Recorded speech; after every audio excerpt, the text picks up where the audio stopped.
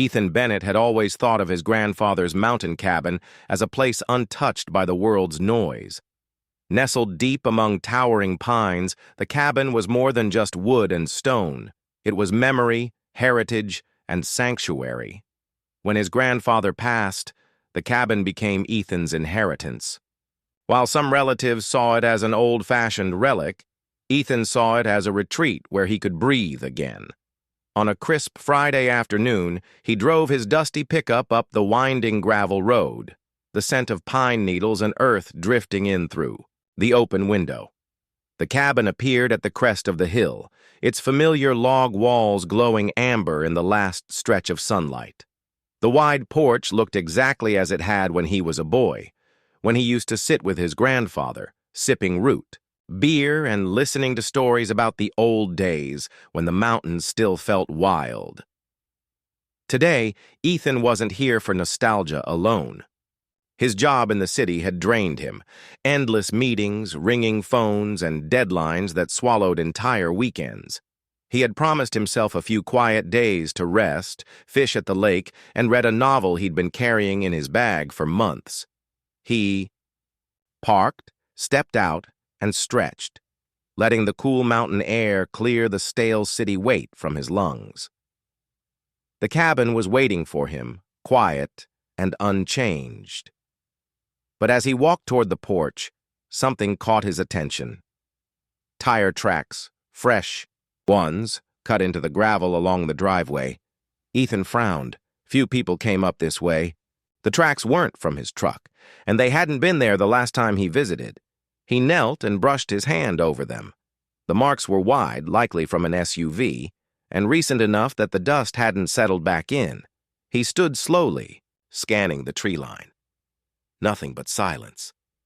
Birds called from the branches, and a squirrel darted up the side of a pine, chattering at him. Still, the tracks nagged at him.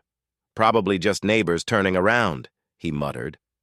But a small unease lingered in the back of his mind. Inside, the cabin smelled of cedar wood and faint traces of his grandfather's old tobacco pipe, which still rested on the mantel.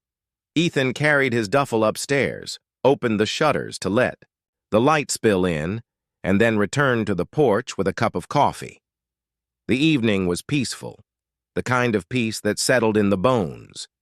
From the porch, the forest stretched endlessly, leaves rustling like whispered conversations. The only sounds were the creak of the rocking chair beneath him and the steady chirp of crickets beginning their nighttime songs. Ethan leaned back, content. The city felt 1,000 miles away, but peace has a way of being fragile. The next morning, as dawn spilled gold across the horizon, Ethan brewed another cup of coffee and carried it outside. He planned to spend the day fishing at the lake, maybe even build a fire by nightfall. But before he could even sit, a sharp voice sliced through the air. "There you are!"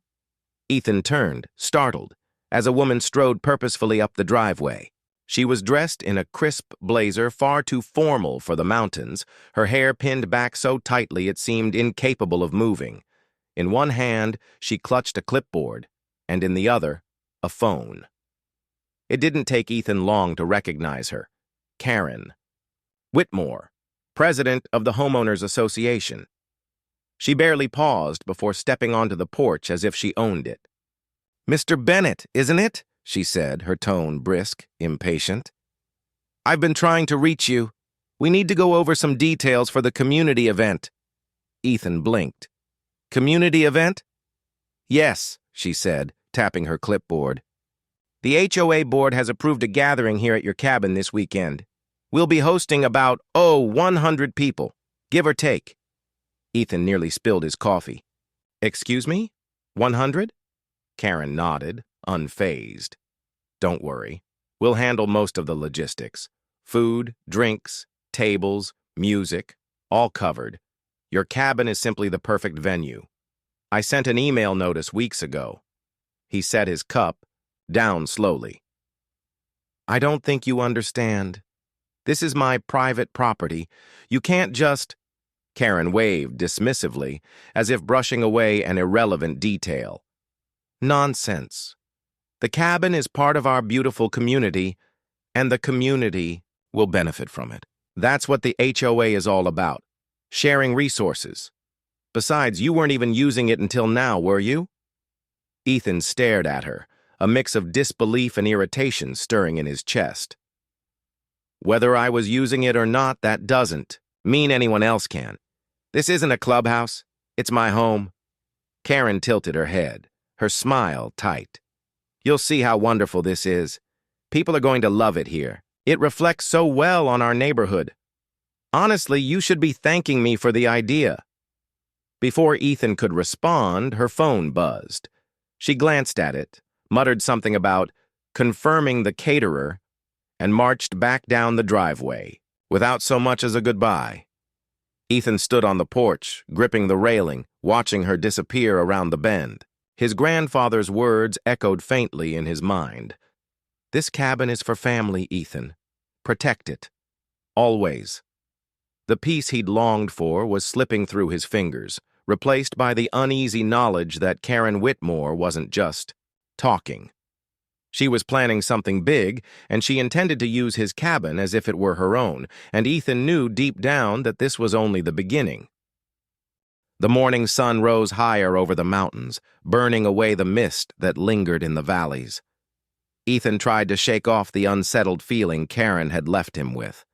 He had planned for quiet, fishing at the lake, frying up fresh trout, maybe even sketching the view of the ridge as he used to with his grandfather. But her words kept circling in his head like vultures. 100 people, caterers, music. The audacity of it was almost laughable, yet the memory of those fresh tire tracks made it harder to dismiss. By mid-morning, Ethan was stacking firewood by the porch when the sound of a car crunching up the gravel made him pause. He expected a delivery truck or perhaps a lost hiker asking for directions. Instead, Karen's shiny silver SUV rolled to a stop right in front of the porch. She stepped out briskly, this time holding not only her clipboard, but also a roll of bright event flyers. Her heels clicked against the wooden steps as if she were striding into her own office. "Mr. Bennett," she announced, her voice carrying an authority she had no right to wield. "We need to clarify a few details before guests begin arriving tomorrow." Ethan dropped the log he was holding with a thud. "Guests? Tomorrow?" Karen looked at him like he had just asked what day it was. "Yes, of course. The community celebration begins at noon sharp. I told you yesterday." Ethan brushed the wood dust off his hands and fixed his gaze on her. "You told me you wanted to use the cabin. I told you this is my private property. I don't know how else to say it. There is no community celebration here." Karen pursed her lips, clearly unbothered by his objection. "Ethan, let me explain something. This neighborhood has traditions. We've always hosted our larger gatherings in locations that represent the best of what our community has to offer. Your cabin happens to be one of those gems. You should feel honored that we've chosen it." Her tone dripped with condescension, as though she were granting him some rare privilege. "I don't feel honored," Ethan replied firmly. "I feel disrespected. You don't have permission. You didn't ask. You just assumed. This place belonged to my grandfather, and now it belongs to me. It's not a clubhouse, it's not an event hall, and it's definitely not open for 100 people to trample through." For a flicker of a moment, Karen's smile faltered, but she recovered quickly, waving the flyers in the air as if they were evidence of her authority. "Well, it's already been advertised. We've printed these, notified the neighborhood, even arranged for entertainment. People are excited. It's far too late to cancel now." Ethan took one of the flyers from her hand and scanned it. Bold letters read, "HOA Summer Celebration at the Bennett Cabin." Below was a schedule of activities: live music, children's games, catered lunch, and even a raffle. His stomach tightened. She hadn't just been planning, she had been promoting. "Karen," he said slowly, his voice steady but edged with anger, "you had no right to do this. You've misled the entire community. You're setting people up to come here expecting a party when they'll be turned away at the gate." "Oh, don't be dramatic," Karen replied, adjusting the strap of her blazer. "Everyone will be welcomed. And it will all go smoothly if you just cooperate. Trust me, I've organized dozens of events. I know what I'm doing. You don't know what you're doing, Ethan shot back. You're trespassing on my property, and you're about to drag 100 more people into it. That's not organizing. That's stealing someone else's space. For the first time, Karen's eyes hardened. She stepped closer, lowering her voice but not her tone of superiority. You don't want to make enemies here, Ethan. You're still new to the neighborhood, and people listen to me. If you push back on this, you'll regret it. Ethan met her glare without flinching. If protecting my home makes me your enemy, then so be it. The silence between them stretched tight, broken only by the wind rustling through the trees. Finally, Karen scoffed, flipping her hair back as if she'd dismissed the entire conversation. Fine, she said curtly. If you won't cooperate, I'll handle it myself. The guests are coming either way, and they won't be happy to hear you're turning them away. Think about how that will look. Think about how the neighborhood will see you. With that, she spun on her heel, marched back to her SUV, and drove off, dust rising in her wake. Ethan stood rooted to the porch, gripping the flyer in his hand until the paper crumpled. His pulse was still racing, but his mind was already shifting into problem-solving mode. Karen wasn't bluffing. She truly intended to bring the entire neighborhood to his cabin, with or without his permission. He looked down at the flyer again. Catered lunch, live music, 100 guests. The absurdity of it would have been almost funny if it weren't happening to him. He imagined strangers opening his refrigerator, muddy shoes across the old rug his grandfather had treasured, kids, pulling open drawers, people spilling drinks on the porch. His jaw clenched. No, he thought. Not here, not ever. Ethan took a deep breath, letting the mountain air steady him. He wouldn't let her bulldoze over him. His grandfather had trusted him with this cabin. It was more than a piece of property. It was a promise to protect. And if Karen thought she could turn it into her personal banquet hall, she was about to find out just how wrong she was.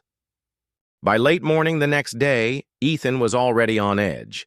He had spent most of the night tossing in bed, replaying his confrontation with Karen. A part of him hoped that maybe, just maybe, she had exaggerated, and her event would fizzle out. After all, who would believe they had the right to show up uninvited at a private cabin? But by 10 o'clock, the distant rumble of engines told him his hope had been misplaced. Ethan stepped onto the porch and squinted down the long gravel drive. A line of vehicles was crawling up the hill, SUVs packed with coolers, sedans stuffed with lawn chairs, even a rented party bus grinding its way toward the cabin. His stomach tightened. The first car pulled up and parked haphazardly in the grass. A family of 5 climbed out, carrying picnic baskets and folding chairs. They smiled cheerfully as if this were the most natural thing in the world. "Beautiful spot you've got here," one man called, waving. Ethan forced a polite nod. Thank you, but I think there's been some confusion." Before he could finish, another car stopped right behind the first. Then another. Within minutes, people were unloading blankets, coolers, and games, spreading themselves across the lawn as if it were a public park. Ethan descended the porch steps, his pulse racing. "Excuse me, everyone. This is private property. You can't just—" "Don't worry about it," a woman interrupted, balancing a tray of cupcakes.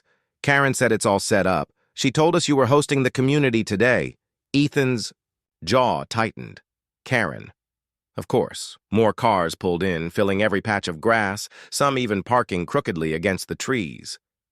Children spilled out, chasing each other through the yard, their sneakers pounding across the wooden porch. A few adults wandered boldly into the cabin itself, as if it were an open clubhouse. "Hey, honey, come check out this fireplace." One man shouted from inside, Ethan's chest constricted.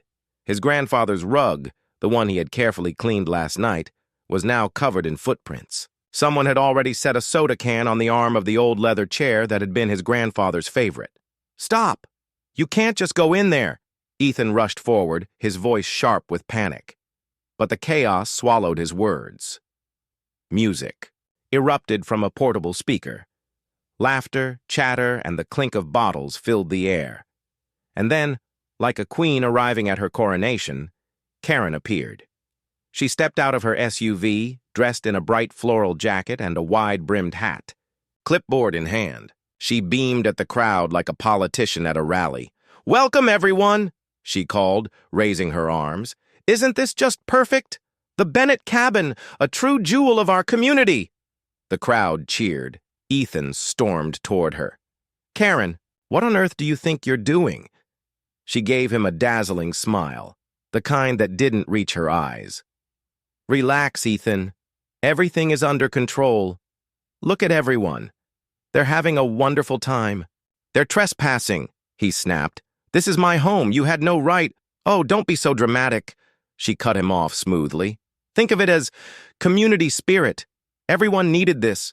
And look how happy they are." Ethan stared at her, disbelief churning into fury. "Happy? They're tearing my cabin apart!" But Karen had already turned away, greeting neighbors, shaking hands, complimenting children on their outfits. She was in full hostess mode, as if she were presiding over an event she had every right to hold. Ethan tried to reason with the crowd, moving from group to group. "This isn't what you think. She didn't have permission. This is private." Most brushed him off, assuming he was joking or exaggerating. A few gave him awkward looks, clearly unsure what to believe. But then Karen's voice would boom over his, assuring everyone it was fine. And then it happened. Something that snapped Ethan's patience. Inside the cabin, a little boy had knocked over a cup of fruit punch. The sticky liquid seeped into the edge of his grandfather's antique rug. The boy's mother dabbed at it half-heartedly with a napkin, laughing it off as just kids being kids. Ethan froze. His grandfather had always told him that rug came from a family trip overseas decades ago. It was irreplaceable. Seeing it stained made his chest ache. That was it. The line had been crossed. He marched out of the cabin, scanning the sea of cars, and his eyes landed on the heavy wrought-iron gate at the end of the driveway. His grandfather had installed it years ago for security, though Ethan rarely used it. But now it seemed like the perfect solution. Without a word, he strode down the driveway. Guests called out to him, some waving cheerfully, assuming he was fetching supplies. But Ethan ignored them, his mind clear with resolve. He reached the gate, swung it shut with a heavy clang, and clicked the lock into place. The sound echoed through the trees like a warning bell. When he turned back toward the cabin, the laughter and chatter sounded different, less like celebration, more like chaos waiting to unravel. The cars outside were now trapped, unable to get in, while the ones inside had no way out. And Ethan, standing tall by the locked gate, felt the first flicker of control return. He wasn't going to let Karen turn his grandfather's sanctuary into her stage. Not anymore. The sharp clang of the iron gate echoed through the valley, a sound that didn't belong in the middle of a party. Conversations faltered. A few children stopped running mid-game, staring down the driveway where Ethan stood like a sentry. From her spot near the porch, Karen froze, her smile stiffening. For the first time that day, the mask slipped. "What are you doing?" she demanded, striding toward him, her floral jacket swaying dramatically with each step. Ethan folded his arms across his chest, standing tall at the gate. "Exactly what you forced me to do. I've shut the gate. No more cars, no more people. This stops now." Karen let out a brittle laugh, too loud and too sharp. "Don't be ridiculous. This is a community event. People are still arriving. You can't just trap them outside." "I can," Ethan replied evenly. "And I have. This is private property, Karen. My property. You've ignored every warning, every word I said. You've crossed the line, and I won't let you bring another stranger onto this land." Her eyes narrowed, but her voice grew even more theatrical, as if she were performing for the audience gathering around them. Oh, listen to him, everyone. He thinks this cabin doesn't belong to the neighborhood. He thinks he's above sharing. He's being selfish. The crowd shifted uneasily. Some guests exchanged confused glances. A man in a baseball cap muttered, "Wait, is this really his place?" Ethan turned, addressing the onlookers. His voice was calm but carried weight. "Yes, this cabin was built by my grandfather. He left it to me. It's my home, not community property, not an event hall. I never gave permission for this gathering." The murmurs grew louder. A woman holding a tray of cookies frowned. "But Karen said—" "She lied," Ethan interrupted gently but firmly. "She told you all what she wanted you to believe. But the truth is, you're standing on private land that she never had the right to promise you." Karen's face flushed crimson. "Oh, stop it. They don't want to hear your melodrama. They came for a party, and that's what they're going to get." She turned to the crowd, her smile returning like a mask. "Ignore him. He's just nervous about hosting so many guests. Everything is fine." But it wasn't fine. Not anymore. One guest stepped forward, a tall man with folded arms, his expression skeptical. "Karen, this doesn't feel right. You told us the board approved this." "Of course it was approved," Karen snapped too quickly. Another voice piped up from the back. "I'm on the board. I never saw anything about this on our agenda." The shift was subtle, but Ethan felt it. The crowd's trust in Karen wavered. Guests began murmuring to one another, whispers carrying uncertainty. Ethan seized the moment. "Look around you," he said, sweeping his hand toward the cabin. "Do you see a clubhouse sign? A rental office? No. You see a family's home. My grandfather's things, his furniture, his keepsakes. Would you want strangers walking through your house uninvited? Staining your floors? Rifling through your kitchen?" Silence spread through the group, heavier than any argument.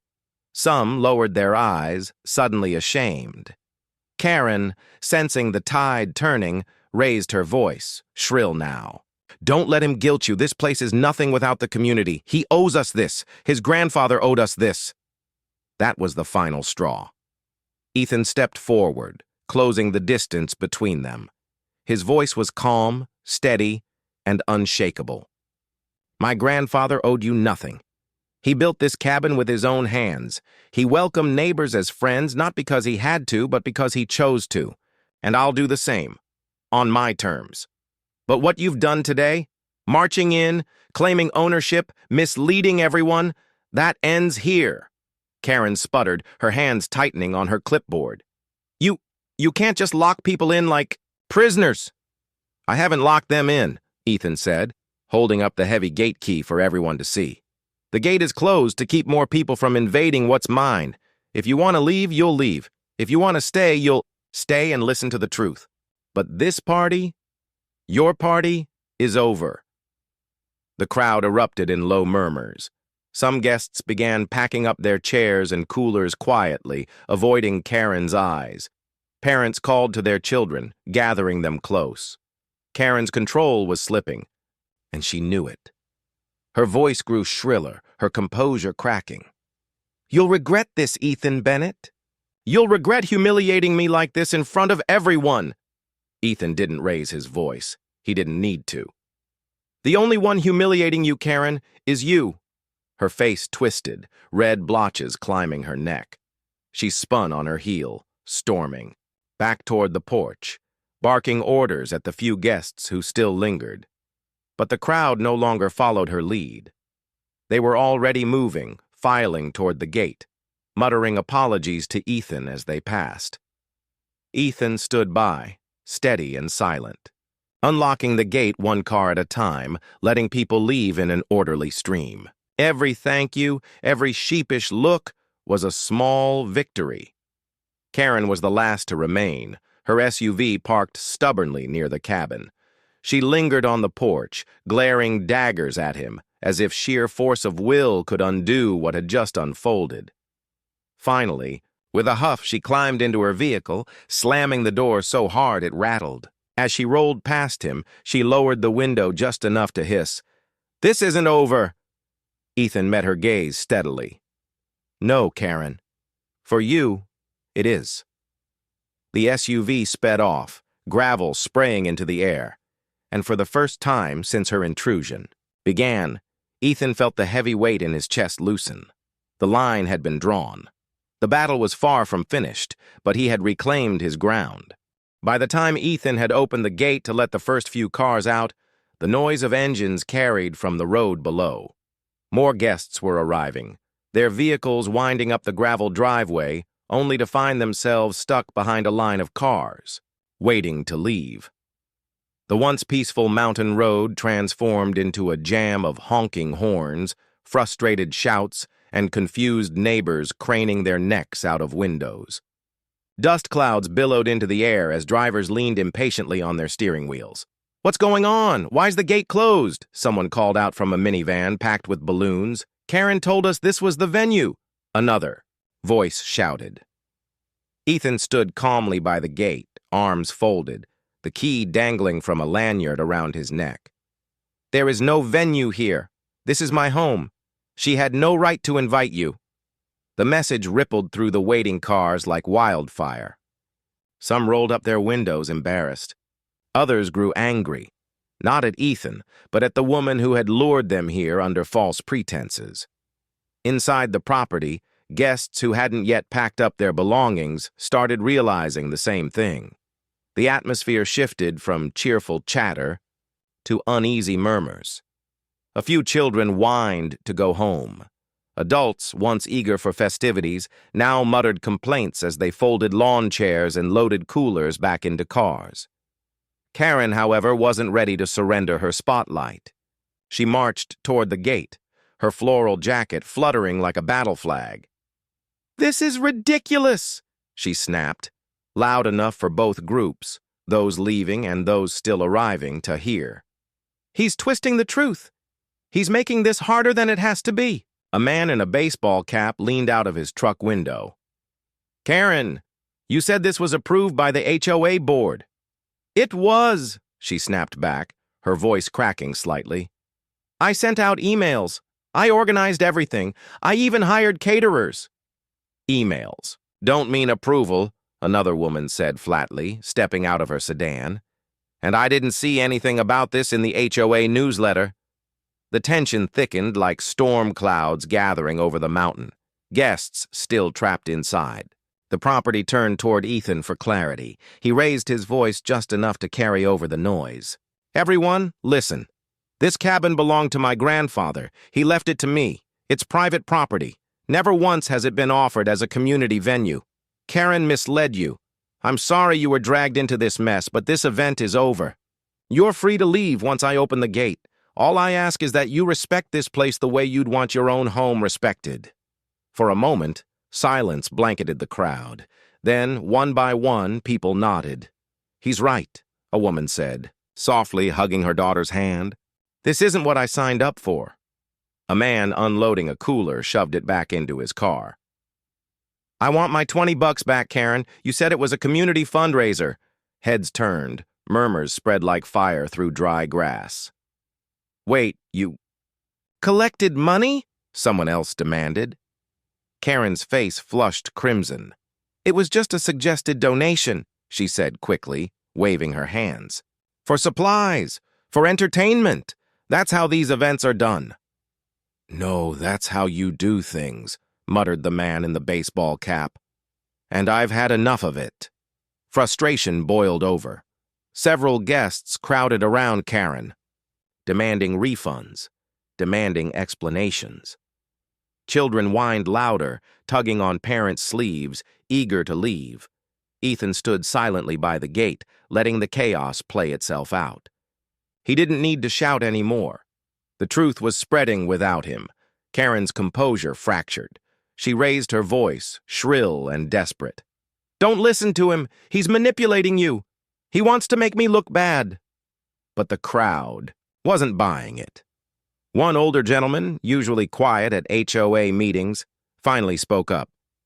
"Karen, you've been pulling stunts like this for years. You tell people what they want to hear, then do whatever suits you. Well, you crossed a line. This time." Applause broke out, not the cheerful kind, but sharp, angry clapping that stung like rejection. Karen's face twisted. She turned her fury back on Ethan.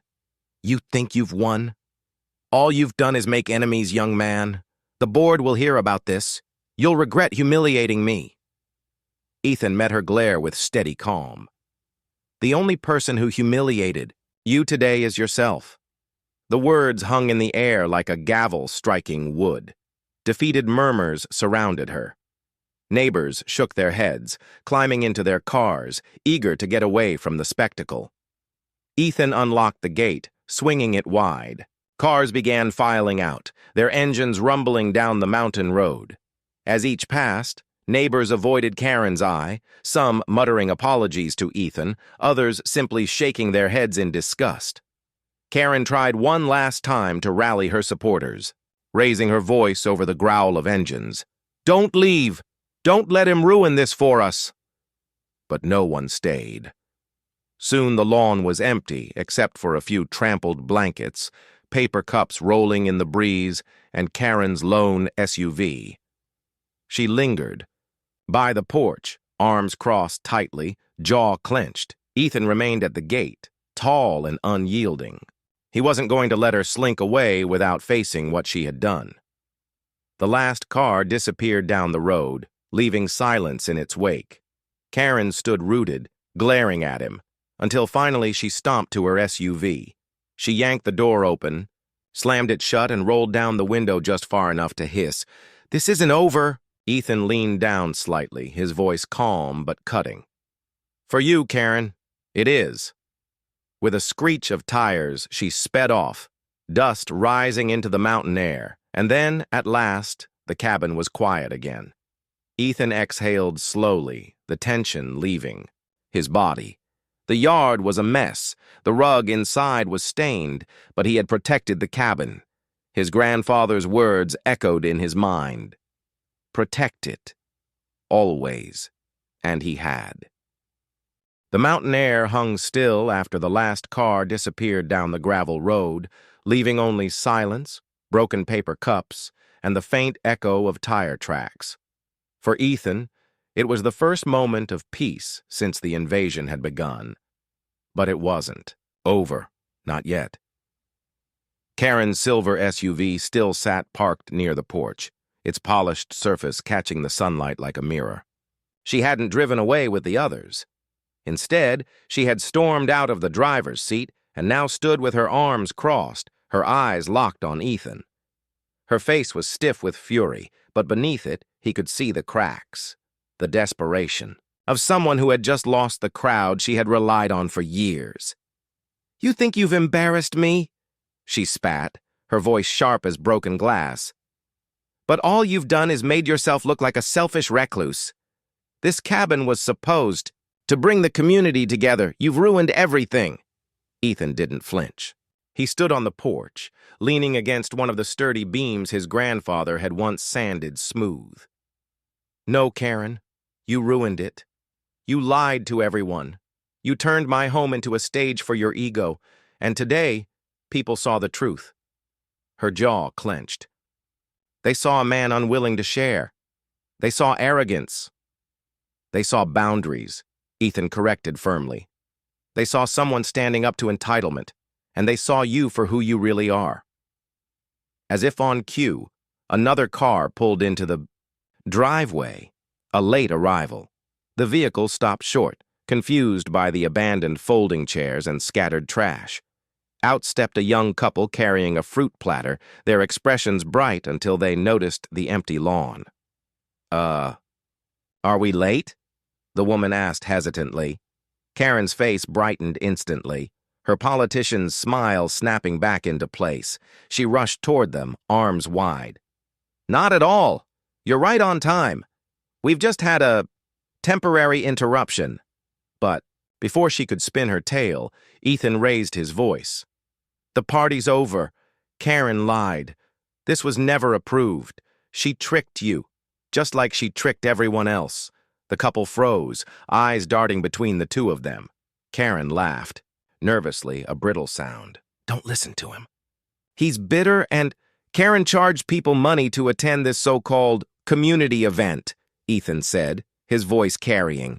And she hosted it on my private property without permission. Everyone else has already left. They're demanding refunds. The couple's faces fell. The man set the fruit platter down carefully on the hood of his car, his mouth tightening. You said this was for the neighborhood fund. Karen's voice rose, shrill now. It was a donation, just a donation. Don't twist it. But the young woman cut her off, eyes flashing with disappointment. You've been running this HOA like it's your kingdom for years, Karen, and now you've dragged us into one of your lies. You should be ashamed. The words landed harder than any of Ethan's could have. Karen's face flushed scarlet, and for once, she was speechless. The couple got back into their car without another word, reversing quickly down the driveway, leaving Karen standing alone. The silence that followed was deafening. Even the birds in the trees seemed to pause, as if the forest itself was holding its breath. Ethan stepped closer, his tone calm but edged with finality. That's it, Karen. You've lost them. Your neighbors, your supporters, your so-called authority. They're done listening to you. Karen's hands trembled around her clipboard. For years, she had wielded it like a scepter, scribbling fines, recording complaints, issuing orders. Now it looked pitiful in her grasp, a hollow symbol of control slipping away. This isn't the end, she whispered, though the conviction was gone from her voice. No, Ethan said softly. It's the beginning of people seeing you for who you really are. Her lips pressed into a thin line. For a moment, he thought she might scream again, unleash another tirade. But instead, she turned sharply on her heel, marched to her SUV, and slammed the door. The engine roared to life, gravel spraying as she tore down the driveway, leaving only dust in her wake. Ethan stood alone on the porch, the gate swinging lightly in the breeze. He exhaled, the tension draining from his body. But beneath the relief, there was something else. Something almost bittersweet. He hadn't just defended his cabin. He had pulled the mask off Karen Whitmore in front of her entire community. He had humiliated her, not with cruelty but with truth. And truth had a way of cutting deeper than any insult. He turned back to the cabin, stepping carefully onto the rug still damp from the spill. His heart ached at the sight, but he knew it was a small price to pay. He had honored his grandfather's words. He had drawn the line. As the sun dipped low, Ethan sat on the porch with a fresh cup of coffee, watching the shadows stretch across the valley. For the first time all weekend, he felt real peace, not just silence, but peace earned through courage. And though Karen's threats still echoed faintly in his mind, he knew one thing for certain: the humiliation she had suffered today would ripple far beyond his cabin. The neighborhood would not forget. The next week in the mountain community was unlike any other Ethan had experienced. News of Karen's fiasco spread faster than wildfire. Neighbors who hadn't even attended the event were soon buzzing with stories. How Karen had claimed authority she never had, how she had charged donations, and how Ethan had shut the gate and exposed her. At the general store down in town, whispers followed her name. At the post office, people exchanged knowing looks. By the time the official HOA meeting rolled around on Thursday evening, the tension in the neighborhood could be cut with a knife. Ethan didn't usually attend these meetings. He preferred the quiet of his cabin to the squabbles over lawn decorations or mailbox paint colors, but this time he felt compelled to go, not out of vengeance, but out of responsibility. The meeting hall was packed, more residents than he'd ever seen before. The air hummed with restless energy. At the front sat the HOA board, and at the center, stiff and pale, was Karen. Her floral jackets and blinding smiles were gone, replaced by a muted gray sweater. The clipboard still rested in front of her like a shield, though she barely touched it. The chairperson cleared his throat. Before we begin tonight's agenda, there is an important matter that needs to be addressed. The community has expressed serious concerns regarding last weekend's incident at the Bennett cabin. A ripple of murmurs ran through the room. Karen straightened, forcing her voice to be steady. I was trying to organize a celebration for the community. I admit there may have been some miscommunication, but my intentions were good. I only wanted to bring us together. Her words fell flat. From the back, the man in the baseball cap, Ethan now knew him as Mr. Harlan, stood up. Miscommunication? You lied, Karen. You told us the board approved that event. That wasn't true. You collected money from families under false pretenses. That wasn't a mistake. That was deliberate. Applause broke out, sharp, determined. Karen's face flushed. I didn't... Another resident, the young couple who had arrived late with the fruit platter, rose to their feet. The woman's voice shook, but it was strong. We trusted you. We thought you cared about this neighborhood. But you used us. You used all of us. And you tried to bully Ethan when he stood up to you. That's not leadership. That's manipulation. More applause. Karen tried to speak again, but her words were drowned out by a growing tide of voices. People who had once nodded along to her rules and scoldings were now standing against her. One after another, residents recounted her past behavior, issuing fines for trivial matters, making unilateral decisions, twisting facts to suit her goals. Finally, the chairperson raised a hand. The room settled, though the energy simmered just beneath the surface. It's clear, he said firmly, that the trust between Karen Whitmore and this community has been broken. As of tonight, we will vote on whether she should remain president of the HOA board. The vote was quick. Hands shot into the air, one after another. The majority was overwhelming. When the final count was announced, Karen sat frozen, her face pale. The clipboard in front of her looked meaningless now. Just a piece of plastic and paper stripped of its power. She gathered it silently and walked out of the meeting hall without another word. The room exhaled, as though a storm had passed. Neighbors turned to Ethan, many offering handshakes or pats on the back. You did the right thing, one woman said softly. No one ever had the courage to stop her before. Ethan nodded, humbled. I wasn't trying to start a war. I just wanted to protect what mattered. And you did, Mr. Harlan said firmly. You reminded all of us that boundaries matter, that respect matters. We won't forget it. That weekend, Ethan returned to the cabin. The yard was still, scarred from the trampled grass and tire ruts, but with a rake, some patience, and a little help from kind neighbors who volunteered to clean up, it began to look like itself again.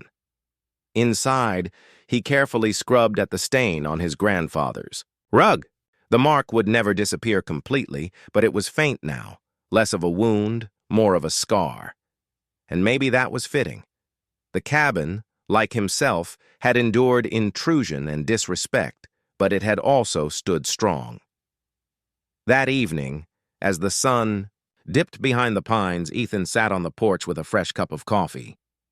The mountains glowed in the fading light, and the air was cool and steady. For the first time in days, his mind was quiet. He thought of his grandfather, the man who had built the cabin, who had taught him that respect was earned, not taken, and who had trusted him with the responsibility of keeping the place safe. Ethan smiled faintly. I did it, Grandpa, he whispered into the evening air. I protected it. Down the hill, he saw the faint glow of porch lights from neighboring homes. And though he preferred solitude, he felt a small warmth, knowing that many of those lights now belonged to people who understood him better. People who respected his boundaries because he had dared to enforce them. The cabin was still his sanctuary, still a place of quiet retreat. But now, it was also a symbol of courage, of truth, and of the moment when one man stood up to arrogance and showed his entire community the strength of saying no. As night settled over the mountains, Ethan leaned back in his chair, listening to the crickets sing. The world was at peace again, and this time he knew it would last.